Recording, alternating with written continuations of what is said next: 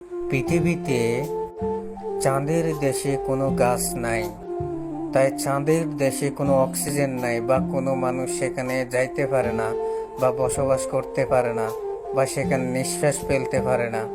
পৃথিবীতে মানুষ নিঃশ্বাস ফেলতে পারে গাছের কারণে, কারণ গাছ হচ্ছে অক্সিজেন, মানুষের নিঃশ্বাস।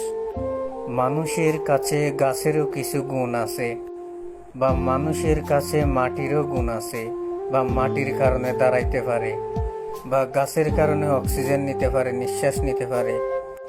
গাছের কারণে বাতাস হয়। পৃথিবীতে কি কখনো কলিযুগ হবে? কখনো কি পৃথিবীতে কলিযুগ আসবে? না, মানুষই করে ফেলবে কলিযুগ। মানুষ থেকে মানুষ ভালো হয়, মানুষ থেকে মানুষ খারাপ হয়।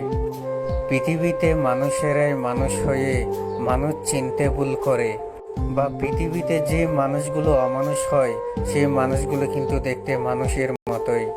মাঝখানে পার্থক্য একটাই, মানুষের মধ্যে ভালো খারাপ। কোন মানুষের মনে কি আছে না আছে কোনো মানুষ কি বলতে পারে, জানতে পারে না?